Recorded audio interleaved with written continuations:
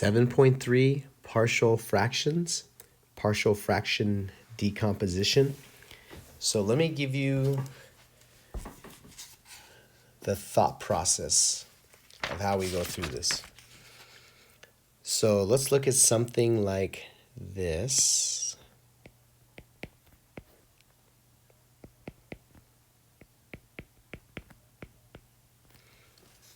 Now, you might start trying different techniques, use substitution and things, and you will find I can't get anywhere.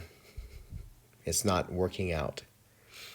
Completing the square, try other things.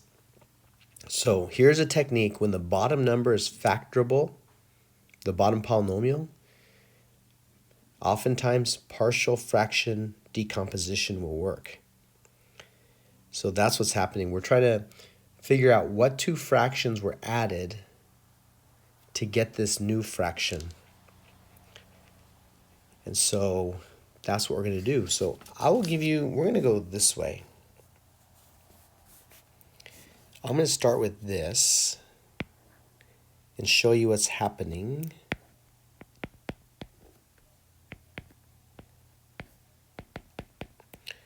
Once upon a time, you were asked to add those together. It used to be in Algebra 1. Now I think it's been moved to Algebra 2. Hopefully, you guys kind of remember, in order to add fractions, you need a common denominator.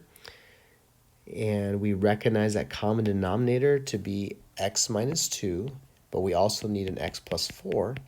So I'm going to multiply by 1, which is x plus 4 over x plus 4.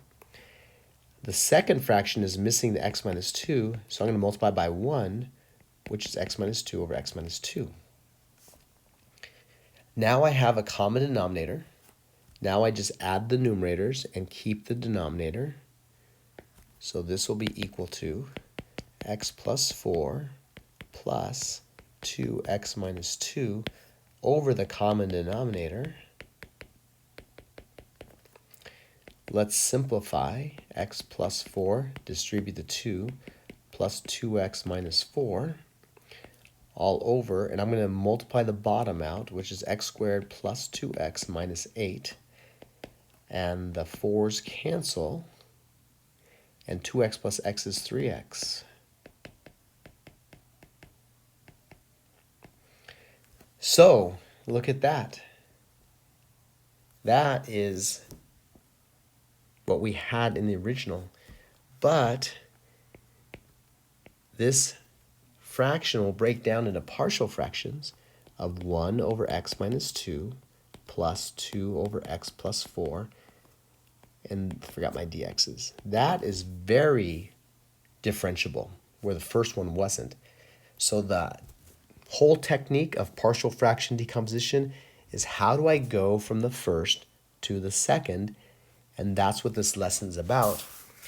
And it's I think it's pretty easy. I think you'll be okay with this.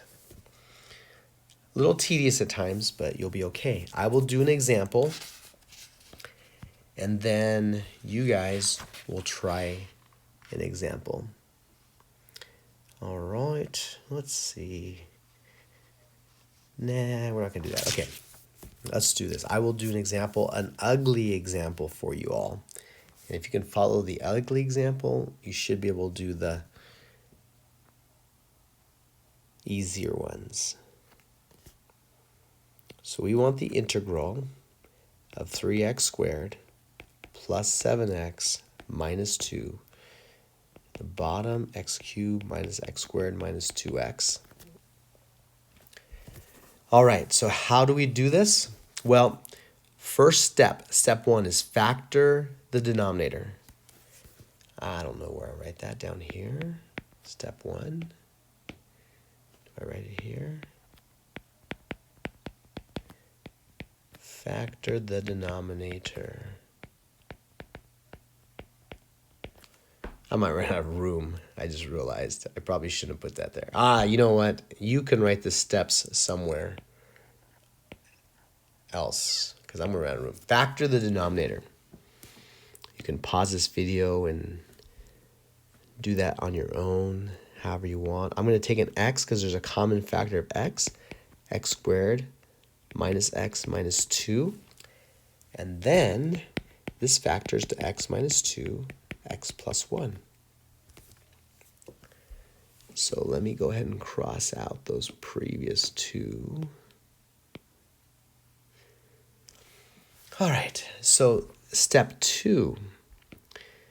Your partial fraction decomposition, let me ignore the integral right now. Let me get rid of that, and then we'll integrate it later. That way I don't have to carry that all the way through. When you write that, you're going to write it as 3 separate fractions. Each denominator is going to get its own fraction. So I have an x minus 2, x plus 1. So each factor of the denominator will become its own individual denominator. So this came from 3 separate fractions. I wish I knew the numerators. Whoopsie daisies. If I know those knew the numerators, I'd be done. So that's our goal, is to figure out those numerators. So the next step, I want to solve for a, b, and c. And I think all of you don't like those fractions, right? So, oh man, I am going to run out of room. I am sad. Okay, so the next step is to multiply both sides by the common denominator. So I'll do this in blue. I'm going to multiply both sides by the common denominator, which is x minus 2, x plus 1. x minus 2, x plus 1. So the left side is so easy. All the ones down there cancel with all the ones up there, leaving me with 3x squared plus 7x minus 2. The right side, I have to distribute it. So I will distribute this to this. If I do that, the x's cancel, leaving me with a on top, an x minus 2, and an x plus 1. Then I distribute to the second one. The x minus 2's will cancel, leaving x and x plus 1. I'm going to have to write small because I'm running out of room. I will do fuchsia-ish. The x plus 1's cancel, leaving me c, x, and x minus 2. All right, this looks ugly, right? But here's the part. It's not as bad as it seems. So this must always be true.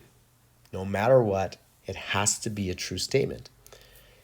But I can't solve for a and b because there's c also, and there's x's. What do I do?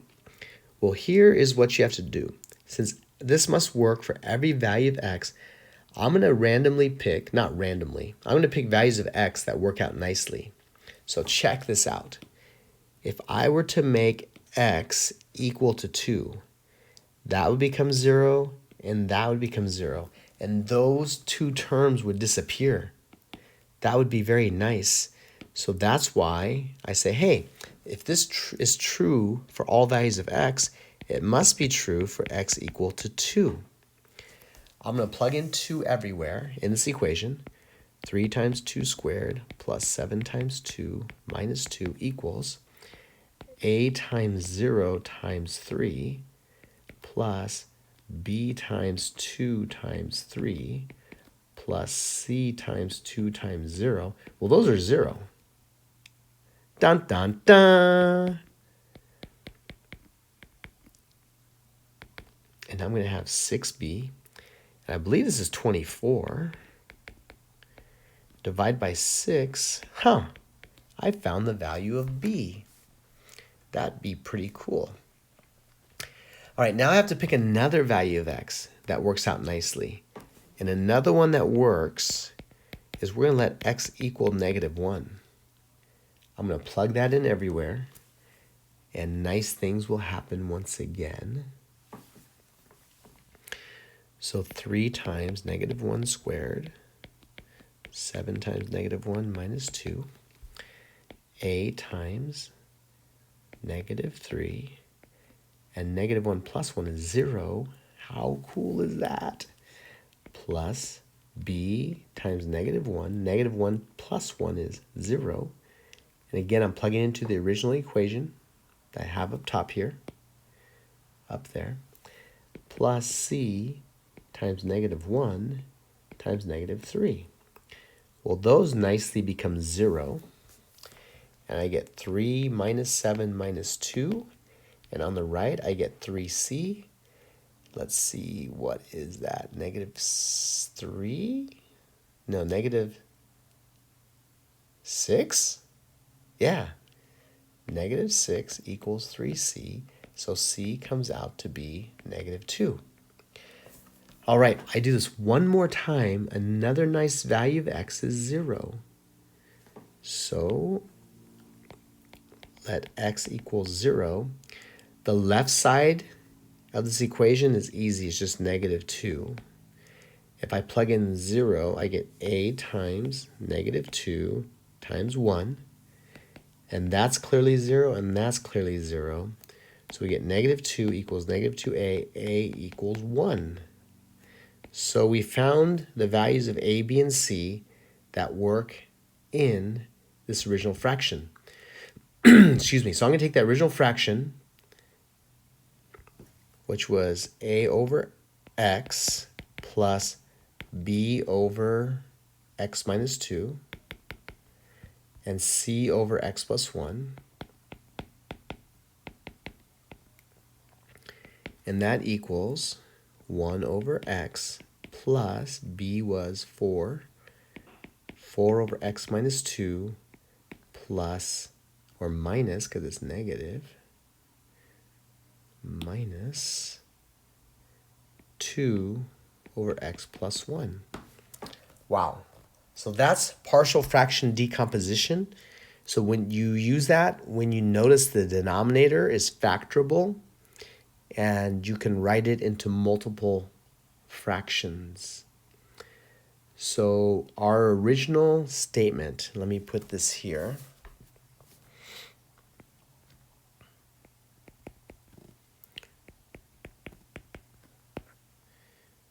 Which was ugly and silly and strange.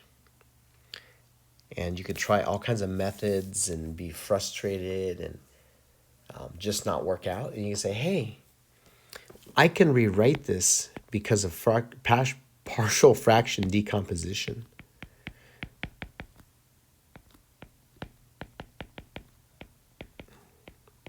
And I can write this as 3 separate fractions. I'm pulling the constant 4 out. Excuse me. I'm pulling the constant 2 out. The first one's easy, ln absolute x. I think we got that down. The second one, technically you need to do a u sub. The u sub is pretty straightforward, but I will do it. So plus 4, let u equal x minus 2, du becomes dx. So it becomes 4 du over u, and u is x plus 1, du is dx. So this becomes 2 du over u. I shouldn't use a u because u is already used for the second one, so I probably should have had double u or something. Let me finish this. ln absolute x plus 4 ln absolute u minus 2 ln absolute u. Again, I shouldn't have used u on both of those, which is ln absolute x plus 4 ln absolute x minus 2 ln absolute x plus 1 plus c. All right, I can do some fancy schmancy work here and do some cool stuff. You should know the p in front of the log rule. I'm allowed, if I have a constant in front of a log, to make it an exponent. Whoops. So I can make that a 4th power, And similarly, I can make this a second power. Now the rules of logs, if I'm adding two logs, I probably shouldn't do that. Looks like I'm doing plus minus. If I'm adding or subtracting, I end up multiplying and dividing. So this becomes ln of absolute x minus 2 to the fourth, over x plus 1 squared plus c. And you might ask, what happened to the absolute values on the fourth power and the squared? Well, because it's fourth power and second power, it's always positive, so I don't have to worry about that. That is partial fraction decomposition. All right, I think that's your lesson. We did long division before. Yeah, I think we're good. So don't forget, long division is a technique you could use also, but that's something I think we've practiced. You'll be seeing that in your homework. All right, that's it. Talk to you guys later.